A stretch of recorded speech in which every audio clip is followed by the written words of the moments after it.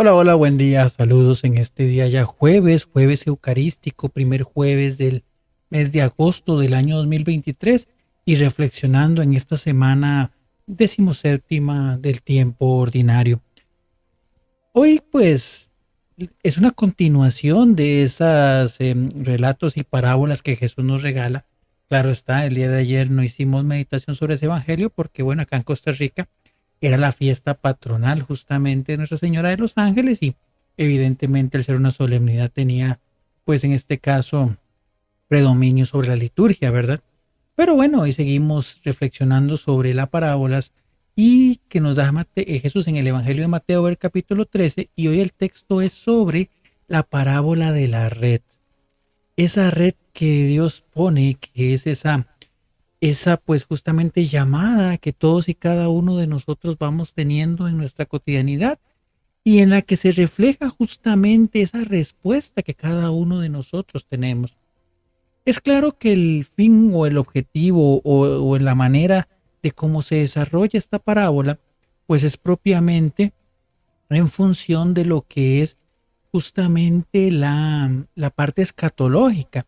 Podríamos decir que inclusive mucho hace referencia a lo que van a ser los días finales pues justamente lo que es el juicio final, como también Jesús lo revelará en otro texto, donde se hará esa validación de, bueno, cuando Jesús juzgue la humanidad completa, la creación, y a su derecha ponga aquellos que se acercaron y que vivieron el Evangelio y a su izquierda aquellos que no.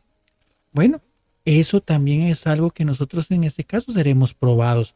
Y lo cierto del caso aquí también es que entra en una realidad. Dice que hay una separación de los peces, en este caso de aquellos que son buenos y de aquellos que son malos.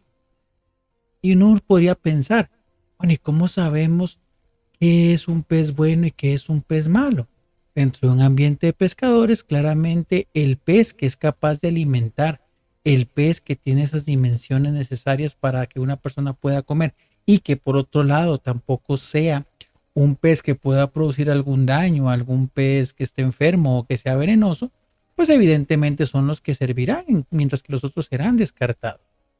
Y aquí podríamos ponernos a pensar que entonces es la valoración que tendremos de nuestra vida, en el sentido de que qué tan útil podemos ser a los demás, qué tanto podemos alimentar a los demás, o por el contrario, si nuestra presencia, si nuestra acción, si nuestras justamente palabras, si nuestros gestos pueden más bien hacerle daño a la persona que está a nuestro lado.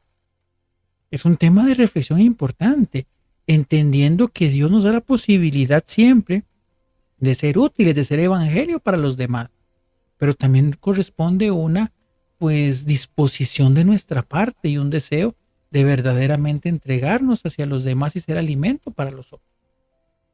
Es importante y reitero, no es un tema de que en ese aspecto Dios quiera crear personas buenas o personas malas. Dios respeta las decisiones de cada uno de nosotros y esa disposición está también en la medida en la que yo quiera vivir o no el Evangelio. Qué interesante se vuelve la primera lectura, de hecho, del libro del Éxodo cuando nos recuerda justamente a Dios tomando posesión del santuario. Ese santuario que acompañará, ese santuario móvil que estará en medio del pueblo de Israel y le irá acompañando en esos momentos de peregrinaje. Dios en medio de su pueblo manifestando su gloria en medio de la nube. Bueno, así también la iglesia. La iglesia, no hablemos de una estructura, no hablemos de un edificio. Nosotros como miembros de la iglesia estamos llamados a ser ese santuario de Dios y en el cual Dios se manifiesta.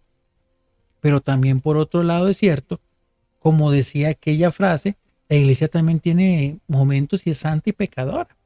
Santa porque nace justamente de la entrega amorosa de Dios que todo lo santifica, que todo lo transforma. Pero por otro lado también pecadora por nuestras debilidades y flaquezas. Pero incluso en esas debilidades y en esas flaquezas, Dios se manifiesta en medio de ellas y la ve con misericordia y con ese deseo de levantarla y purificarla.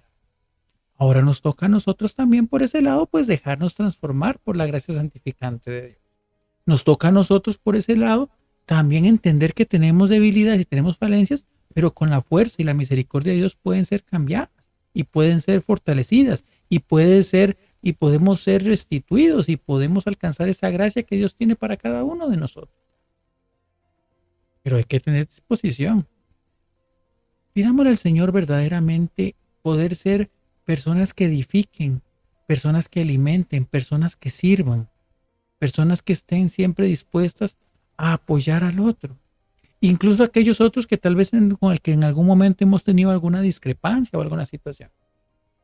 Para que verdaderamente al final de nuestros días, en esa balanza que Dios hará de la creación, nosotros ya haber vencido nuestro juicio particular, si ya hemos pasado por él, podamos dar testimonio de que Cristo sigue manifestándose y sigue transformando las vidas de las personas.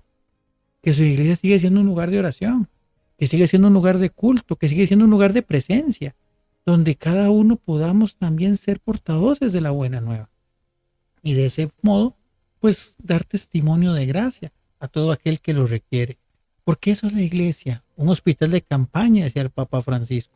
Un lugar para que aquel que se siente triste, que se siente dolorido, que se siente tal vez descartado, se siente discriminado o apartado, encuentre un lugar donde sanar sus heridas. Y nosotros somos quienes estamos invitados a crear justamente esa caricia de Dios en cada persona que se acerca. Bendiciones y feliz jueves eucarístico.